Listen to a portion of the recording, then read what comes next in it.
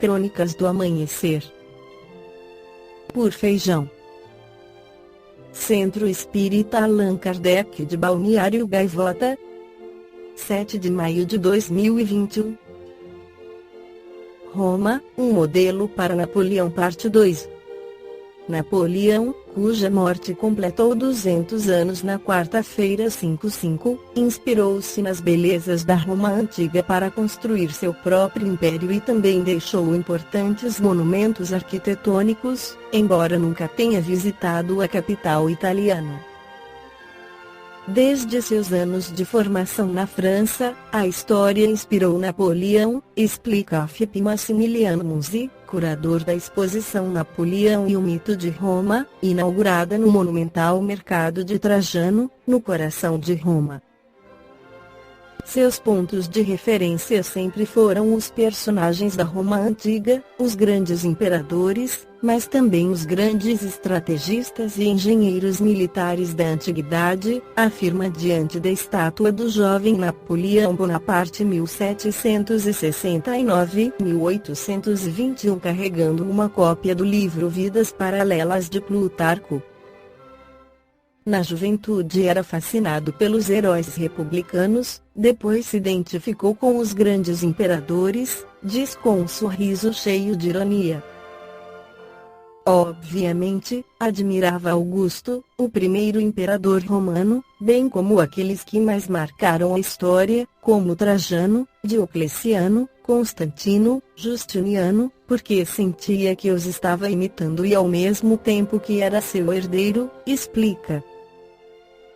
Apesar deste fascínio, Napoleão, que costumava ser representado como um imperador romano e que chegou a dar a seu único filho herdeiro o título de rei de Roma, nunca visitou a Cidade Eterna, embora suas tropas a tenham ocupado de 1809 a 1814. Ele não teve tempo de viajar a Roma, estava muito ocupado com suas campanhas militares e construindo o Estado Imperial francês, assegura Massimiliano Munzi. Mas o esperavam em Roma, no Palácio do Quirinal, atual sede da Presidência da República e residência dos pontífices, onde prepararam elegantes aposentos para sua chegada, conta. Roma foi considerada a segunda capital do Império, portanto era um lugar muito importante, e também considerada um modelo para a criação do grande Estado Imperial francês, reitera o especialista. Napoleão como César com Napoleão, que foi primeiro cônsul e depois imperador, a França se tornou a herdeira direta do Império Romano, explica Munzi. Para confirmar sua linhagem, ele ordenou a restauração de monumentos emblemáticos do Império Romano. Entre os beneficiados, a famosa Coluna de Trajano, a poucos passos do atual Fórum Imperial, construída para glorificar a conquista da Dácia, a atual Romênia, por esse imperador que reinou de 98 a 117.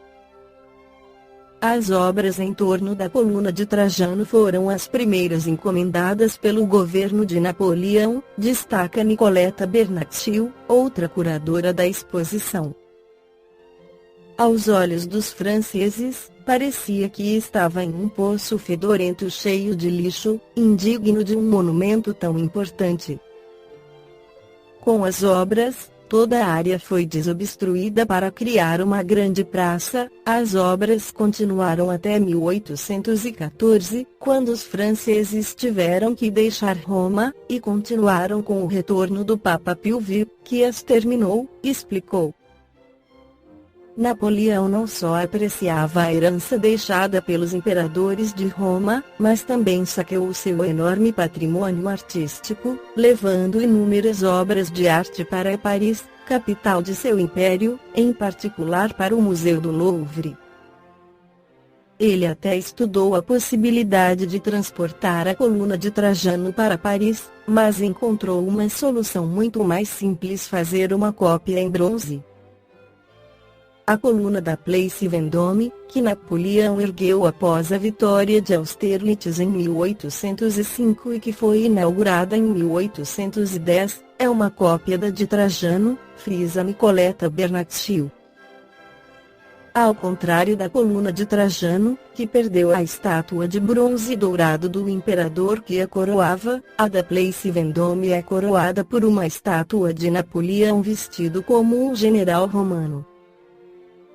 Napoleão sentia-se um César, com toga, espada e coroa de louros. A importância de Napoleão para a história da humanidade nos é apresentada pelo Espírito Irmão X, no livro Cartas e Crônicas pela psicografia de Francisco Cândido Xavier no capítulo intitulado Kardec e Napoleão, logo após o Brumário 9 de novembro de 1799, quando Napoleão se fizera o primeiro cônsul da República Francesa, reuniu-se, na noite de 31 de dezembro de 1799, no coração da latinidade, nas esferas superiores, grande assembleia, de espíritos sábios e benevolentes, para marcarem a entrada significativa do novo século. Antigas personalidades de Roma Imperial, pontífices e guerreiros das Gálias, figuras notáveis da Espanha, ali se congregavam à espera do expressivo acontecimento. Legiões dos Césares, com seus estandartes, falanges de batalhadores do mundo gaulês e grupos de pioneiros da evolução hispânica, associados a múltiplos representantes das Américas, guardavam linhas simbólicas de posição de destaque. Mas não somente os latinos se faziam representados no grande conclave.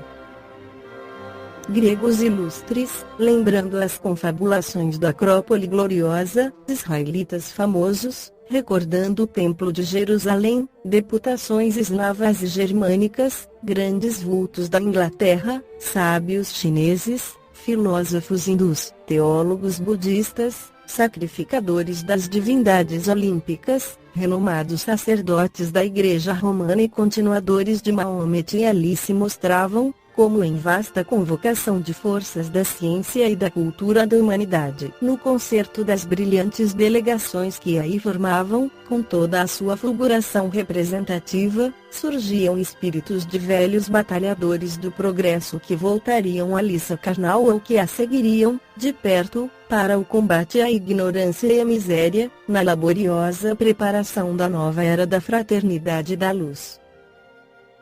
No deslumbrante espetáculo da espiritualidade superior, com a refulgência de suas almas, achavam-se Sócrates, Platão, Aristóteles, Apolônio de Tiana, Orígenes, Hipócrates, Agostinho, Fénelon, Giordano Bruno, Tomás de Aquino, S. Luís de França, Vicente de Paulo, Joana d'Arc, Teresa da Vila, Catarina de Siena, Bossuet, Spinoza, Erasmo, Milton, Cristóvão Colombo, Gutenberg, Galileu, Pascal, Swedenborg e Dante Alighieri, para mencionar apenas alguns heróis e paladinos da renovação terrestre, e, em planos menos brilhantes, encontravam-se, no recinto maravilhoso, trabalhadores de ordem inferior, incluindo muitos dos ilustres guilhotinados da Revolução, quais Louis V, Maria Antonieta, Robespierre, Danton, Madame Roland, André Chenier, Bailly, Camille Desmoulins, e grandes vultos como Voltaire e Rousseau.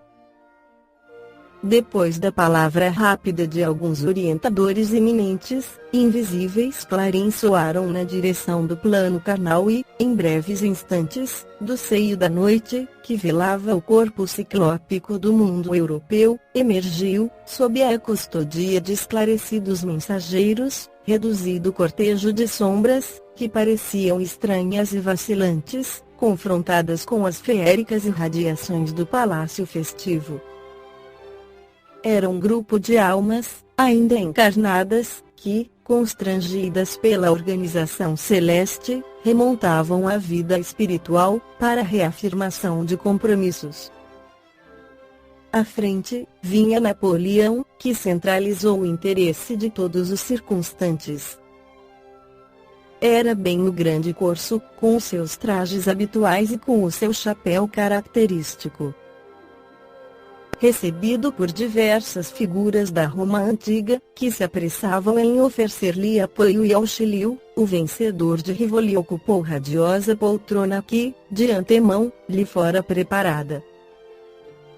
Entre aqueles que o seguiram, na singular excursão, encontravam-se respeitáveis autoridades reencarnadas no planeta, como Beethoven, Ampère, Fulton, Faraday, Goethe, João Dalton, Pestalozzi, Pilvi, além de muitos outros campeões da prosperidade e da independência do mundo. Acanhados no veículo espiritual que os prendia à carne terrestre, quase todos os recém-vindos banhavam-se em lágrimas de alegria e emoção. O primeiro cônsul da França, porém, trazia os olhos enxutos, não obstante a extrema palidez que lhe cobria a face. Recebendo louvor de várias legiões, limitava-se a responder com acenos discretos, quando os clarins ressoaram, de modo diverso, como se pusessem a voar para os cimos, no rumo do imenso infinito. Imediatamente uma estrada de luz, à maneira de ponte levadiça, projetou-se do céu, ligando-se ao castelo prodigioso, dando passagem a inúmeras estrelas resplendentes. Em alcançando o solo delicado, contudo, esses astros se transformavam-se em seres humanos, nimbados de claridade celestial. Dentre todos, no entanto, um deles avultava em superioridade e beleza. Tiara rutilante brilhava-lhe na cabeça, como que a aureolar-lhe de bênçãos o olhar magnânimo, cheio de atração e doçura. Na destra, guardava um cetro dourado, a recamar-se de sublimes cintilações, musicistas invisíveis, através dos zéfiros que passavam apressados, prorromperam num cântico de hosanas, sem palavras articuladas. A multidão mostrou profunda reverência, ajoelhando-se muitos dos sábios e guerreiros, artistas e pensadores, enquanto todos os pendões dos vestilários arriavam, silenciosos, em sinal de respeito. Foi então que o corso se pôs em lágrimas e, levantando-se, avançou com dificuldade, na direção do mensageiro que trazia o báculo de ouro, postando-se genuflexo, diante dele. O celeste emissário, sorrindo com naturalidade, ergueu-o, de pronto, e procurava abraçá-lo, quando o céu pareceu abrir-se diante de todos, e uma voz enérgica e doce, forte como a ventania e veludosa como a ignorada melodia da fonte, exclamou para o Napoleão, que parecia eletrizado de pavor e júbilo: ao mesmo tempo, irmão e amigo, ouve a verdade, que te fala em meu espírito. Eis-te à frente do apóstolo da fé, que, sob a égide do Cristo, descerrará para a terra atormentada um novo ciclo de conhecimento. César ontem, e hoje orientador, rende culto de tua veneração, ante o Pontífice da Luz. Renova, perante o Evangelho, o compromisso de auxiliar-lhe a obra renascente, a que se congregam conosco lidadores de todas as épocas. Patriotas de Roma e das Gálias, generais e soldados que te acompanham nos conflitos da Farsália, de Tápse e de Munda, remanescentes das batalhas de Gergóvia e de Alésia que te surpreendem com simpatia e expectação. Antigamente, no trono absoluto, pretendias-te descendente dos deuses para dominar a terra e aniquilar os inimigos. Agora, porém, o Supremo Senhor concedeu-te por berço uma ilha perdida no mar, para que te não esqueças da pequenez humana, e determinou voltasses ao coração do povo que outrora humilhaste e escarneceste, a fim de que lhe garantas a missão gigantesca, junto da humanidade, no século que vamos iniciar. Colocado pela sabedoria celeste na condição de timoneiro da ordem, no mar de sangue da revolução, não ouvides o mandato para o qual fostes escolhido. Não acredites que as vitórias das quais fostes investido para o consulado devam ser atribuídas exclusivamente ao teu gênio militar e político. A vontade do Senhor expressa-se nas circunstâncias da vida. Unge-te de coragem para governar sem ambição e reger sem ódio. recorre à oração e à humildade para que te não arrojes aos precipícios da tirania e da violência, indicado para consolidar a paz e segurança, necessárias ao êxito do abnegado apóstolo que descortinará a era nova, serás visitado pelas monstruosas tentações do poder. Não te fascines pela vaidade que buscará coroar-te a fronte, lembra-te de que o sofrimento do povo francês, perseguido pelos flagelos da guerra civil, é o preço da liberdade humana que deves defender, até o sacrifício. Não te macules com a escravidão dos povos fracos e oprimidos e nem enlameis os teus compromissos com o exclusivismo e com a vingança. Recorda que, obedecendo a injunções do pretérito, renasceste para garantir o ministério espiritual do discípulo de Jesus que regressa à experiência terrestre, e vale-te da oportunidade para santificar os excessos princípios da bondade e do perdão, do serviço e da fraternidade do Cordeiro de Deus, que nos ouve em seu glorificado sólio de sabedoria e de amor. Se honrares as tuas promessas, terminará a missão com o reconhecimento da posteridade e escalarás horizontes mais altos da vida, mas, se as tuas responsabilidades forem menosprezadas, sombrias aflições amontoar-se-ão sobre as tuas horas, que passarão a ser gemidos escuros em extenso deserto. Dentro do novo século, começaremos a preparação do terceiro milênio do cristianismo na Terra. Novas concepções de liberdade surgirão para os homens, a ciência erguer-se-á a indefiníveis culminâncias, as nações cultas abandonarão para sempre o cativeiro e o tráfico de criaturas livres e a religião desatará os grilhões do pensamento que, até hoje, encarceram as melhores aspirações da alma no inferno sem perdão. Confiamos, pois, ao teu espírito valoroso a governança política dos novos eventos e que o Senhor te abençoe. Cânticos de alegria e esperança anunciaram nos céus a chegada do século XIX, enquanto o Espírito da Verdade, seguido por várias cortes resplandecentes, voltava para o alto, a inolvidável assembleia se dissolvia, o apóstolo que seria Allan Kardec, sustentando Napoleão nos braços, chegou de encontro ao peito e acompanhou-o, bondosamente, até religá-lo ao corpo de carne. No próprio leito. Em 3 de outubro de 1804, o mensageiro da renovação renascia num abençoado lar de Lyon, mas o primeiro cônsul da República Francesa, assim que se viu desembaraçado da influência benéfica e protetora do espírito de Allan Kardec e de seus cooperadores, que retomavam, pouco a pouco, a integração com a carne, confiantes e otimistas, engalanou-se com a púrpura do mando e, embriagado de poder, proclamou-se imperador, em 18 de maio de 1804, ordenando a Pio viesse coroá-lo em Paris. Napoleão, contudo, convertendo celestes concessões em aventuras sanguinolentas, foi apressadamente situado, por determinação do alto, na solidão curativa de Santa Helena, onde esperou a morte, enquanto Allan Kardec, apagando a própria grandeza, na humildade de um mestre-escola, muita vez atormentado e desiludido, como simples homem do povo, deu integral cumprimento à divina missão que trazia à Terra, inaugurando a era espírita cristã, que, gradativamente, será considerada em todos os quadrantes do orbe como a sublime renascença da luz para o mundo inteiro. Esta foi a crônica do amanhecer de 7 de maio de 2021. Por Feijão. Centro Espírita Allan Kardec de Balneário Gaivota. Que a paz esteja com todos.